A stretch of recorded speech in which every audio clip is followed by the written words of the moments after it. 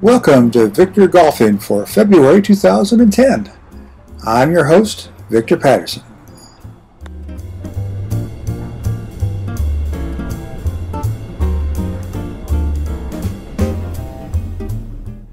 As February is a shorter month, so too will be this edition of Victor Golfing. So sit back and enjoy a little bit of a swing critique and an interesting essay.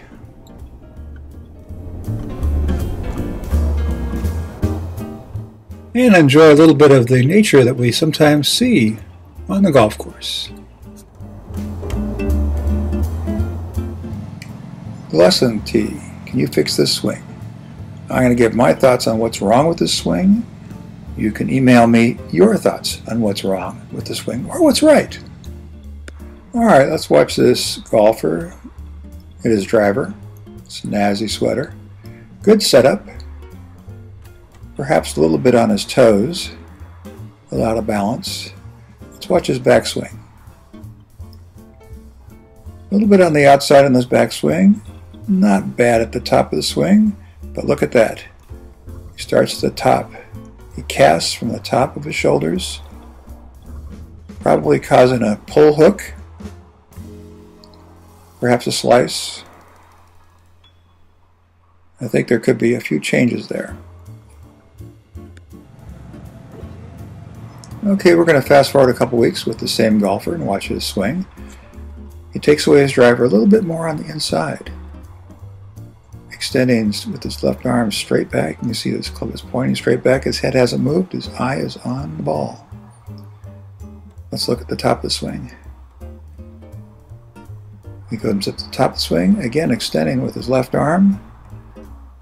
Notice that his wrist is flat, left wrist is flat, his right elbow is pointing to the ground, his head's moved just a little bit off the ball.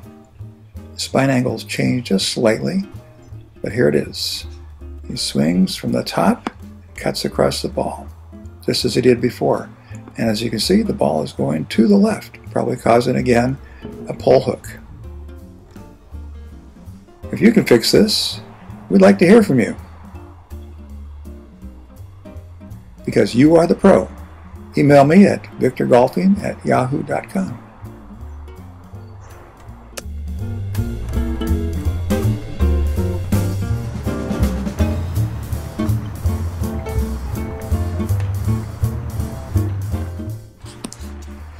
Intention.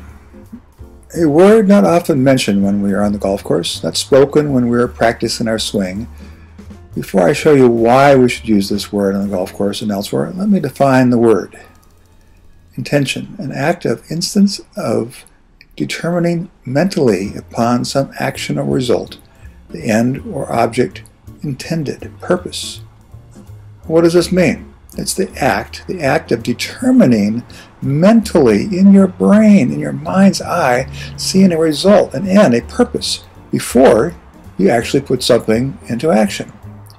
To quote Jack Nicklaus from his book, Golf My Way, I never hit a shot, even in practice, without having a very sharp, in-focus picture of it in my head. It's like a color movie. First I see the ball where I want it to be, where I want it to finish, nice and white and sitting high on the bright green grass. Then the scene changes and I see the ball going there, its path, trajectory, and shape, even its behavior upon landing. And then there's sort of fade out, and the next scene shows me making the kind of swing that will turn the previous image into reality. Only at the end of this short, private Hollywood spectacular do I select the club and step up to the ball.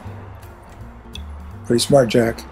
And isn't that what intention is? Visualizing before you do something and seeing it, how you intend it to be, how you intend it to finish.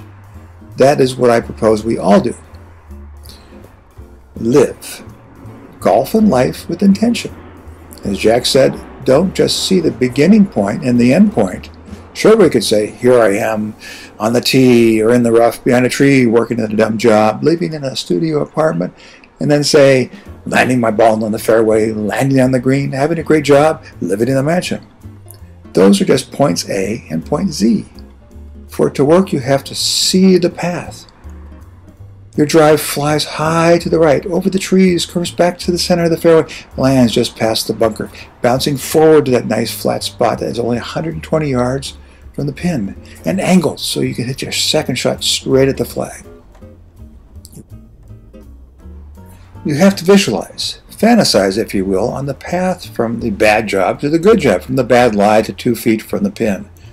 To quote another great golfer, me, golf life analogy: to have a better and more guaranteed outcome, swing your club with a more deliberate intent, and not go smashing your ball willy-nilly with no regard to all the hazards that you might encounter.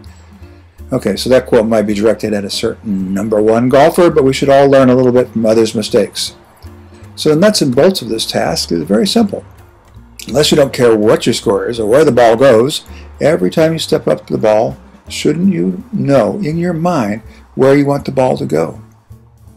If you want it to go left to right, right to left, straight, you always know where you want to place your ball so that the next shot is easier, working backwards from the hole to the tee. As Hogan said, placing the ball in the right position for the next shot is 80% of winning golf. Golf life is a game played backwards. Every hole, the final thing you want to do is put the ball in the hole. Just like driving to grandmother's house, you don't just pull out of the driveway without a map and just start driving in some sort of direction. You'd be lucky to get out of town. Why not do the same on the course? You want to put the ball in the hole and maybe doing it in the least number of strokes. Plan accordingly. It may be fun to hit the ball in the woods and try to hack it out without penalty. Maybe doing so just to prove that you're better than anyone else, but if you do it for the adrenaline, then save that for the freeways. Just hit it down the middle, admire the beauty of the course instead of looking for your ball. Hogan said it best: as you walk down the fairway of life, you must smell the roses, for you only get one round to play. So enjoy your round, play with intent and purpose. Maybe you won't hit it in the rough as much, and then you could smell the roses and enjoy the views with your regular foursome. That just sounds great, doesn't it? Send your comments to victorgolfing@yahoo.com. And as always, may all your birdies be tap-ins.